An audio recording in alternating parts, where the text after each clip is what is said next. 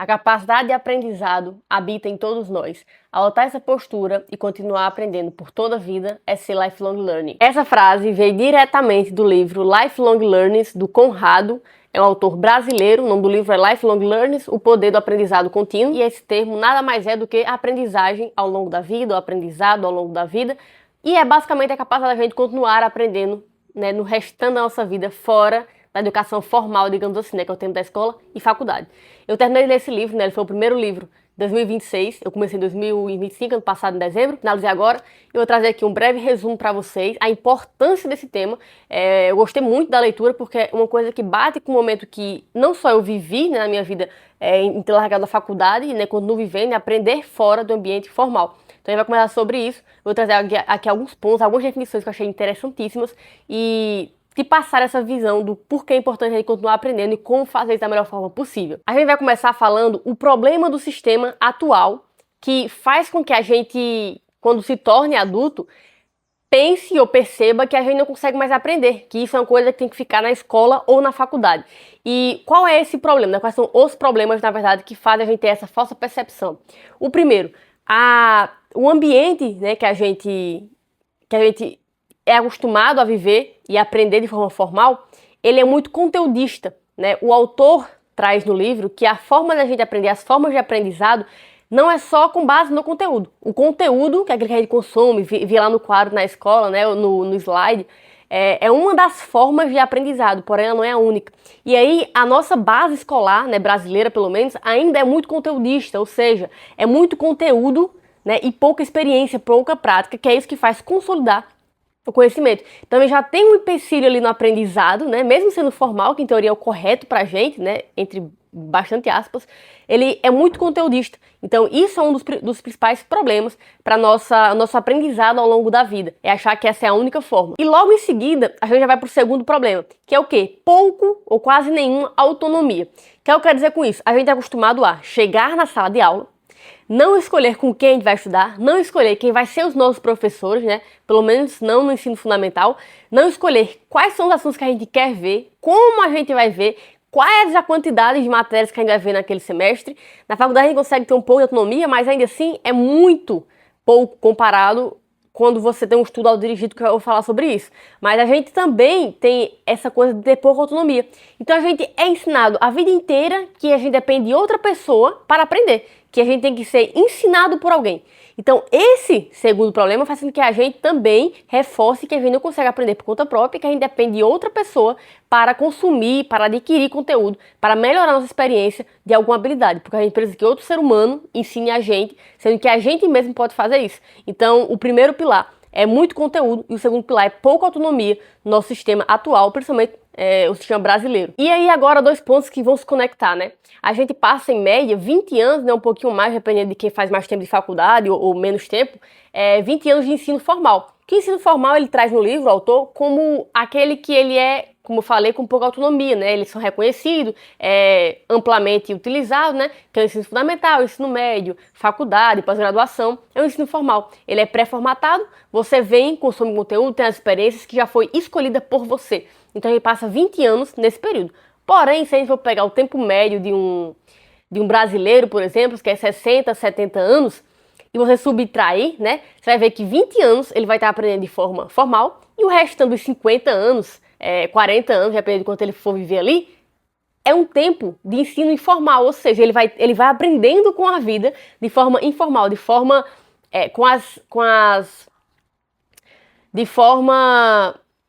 com as experiências, né, de forma com o contato com as pessoas, com a conversa, com um grupo de amigos, com a comunidade, com a palestra. Então ele vai aprender de diversas formas que consolida sim o aprendizado, porém de forma informal.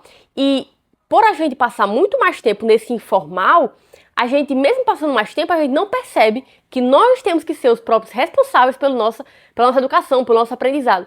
Então é uma conta básica, esses 20 anos de ensino formal ele é pouco comparado ao tempo de ensino informal que a gente vai ter e aprendizado informal ao longo da nossa vida. Então, por isso que é uma coisa muito relevante, a gente se manter relevante e atual no mundo que muda o tempo todo, muito rápido, e você fica sempre tentando ser relevante, querendo aprender alguma coisa nova e sempre buscando outra pessoa e não você mesmo ser essa força, essa energia de buscar o conhecimento para você. E outro ponto também que reforça, né, a gente ter essa dificuldade de aprendizado é que o ambiente informal ele é visto com maus olhos, né, muitas das vezes.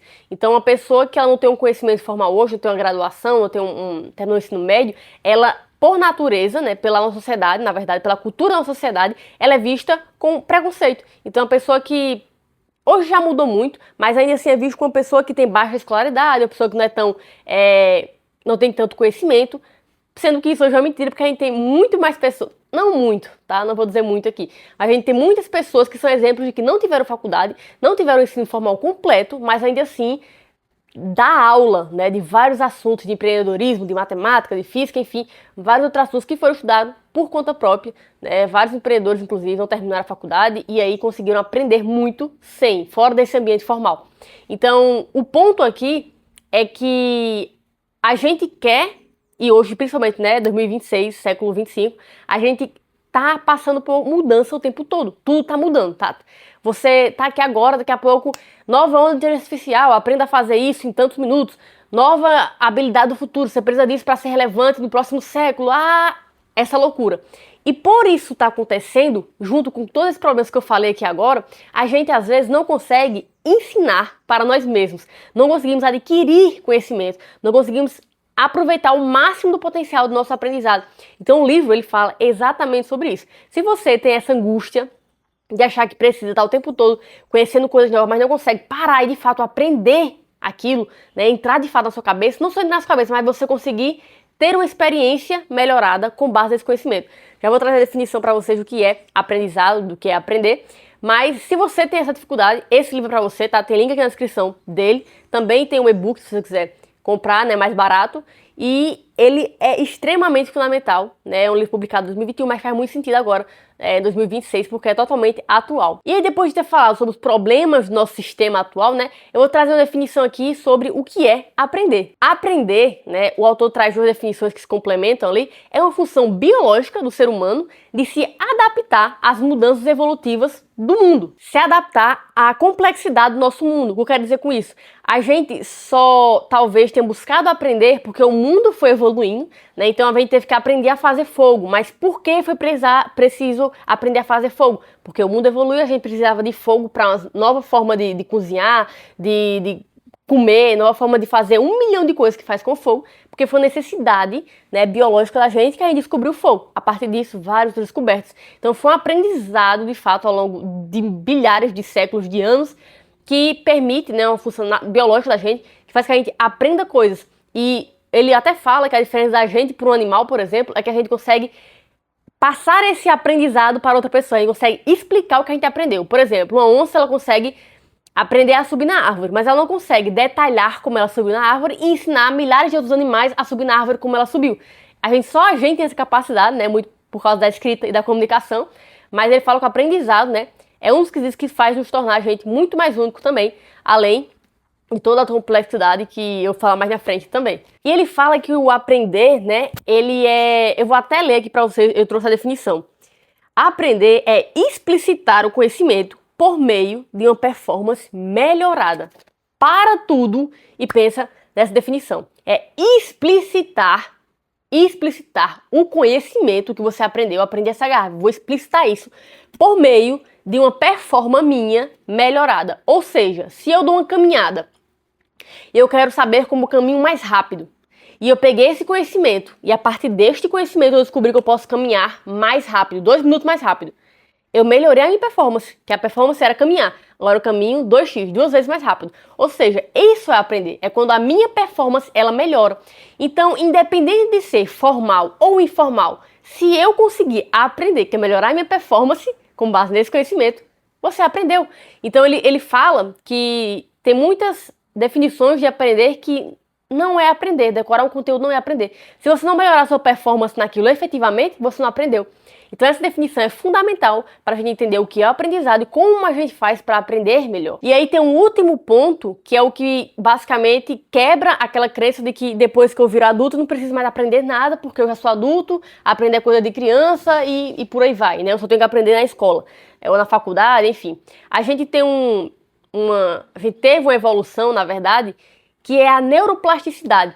Neuroplasticidade é um efeito do nosso cérebro que a gente consegue, meio que nossa cabeça fosse uma massinha de modelar, e a gente consegue literalmente modelar o nosso cérebro para que ele adquira e se adapte a novas habilidades, a novos conhecimentos. Então, por exemplo, se eu não sei correr, mas se eu começar a treinar o meu cérebro para correr, e eu for correr diariamente, minha cabeça vai começar a modelar esse comportamento e ele vai aprender. Meu corpo vai começar, e todo o funcionamento do meu corpo vai começar a agir em prol daquela habilidade que eu acabei de aprender. Então ele consegue ser plastificado, né? Por isso fala neuroplasticidade. Ele consegue modelar nossa cabeça, nossos pensamentos com base no que a gente está aprendendo. Então essa evolução permitiu a gente a continuar aprendendo por toda a vida. Então é por isso que esse livro é tão fundamental e tão... E eu não vou entrar aqui nesse ponto, mas ele traz o método dele, né, que é o CEP mais R, né, que é conteúdo, experiência, pessoas e redes. Que ele fala que a gente consegue aprender não só por conteúdo, que é só um, mas por pessoas, experiências e as redes, né, redes, comunidade, enfim, ele vai especificar isso no livro. Mas eu achei muito interessante, né, a vida dele, ele fala de vários casos que ele aprendeu por meio desses outros métodos que ele falou, né, conteúdo, pessoas e tudo mais, e é incrível, né, o exemplo que ele traz, o livro inteiro é muito bom, e eu recomendo demais, né, minha primeira leitura de 2026, recomendadíssimo, e que a gente consiga cada vez mais tirar esse preconceito de que só aprende na faculdade, só aprende na escola, e não por meio de todas as experiências que a gente pode ter com um amigo, com um professor, com um mentor, qualquer pessoa que seja, trocando, tendo experiências de fato, que vai mudar a gente. Se tiver gostado desse vídeo, deixa aqui nos comentários a tua opinião, se deu vontade de ler, quer conhecer. Deixa aqui também nos comentários quais são os livros que você vai ler para 2026, que eu tô querendo aumentar a minha lista. E se tiver gostado desse vídeo, deixa o like, compartilha com teu amigo, se inscreve nesse canal para receber mais vídeos como esse. E eu vejo vocês no próximo vídeo.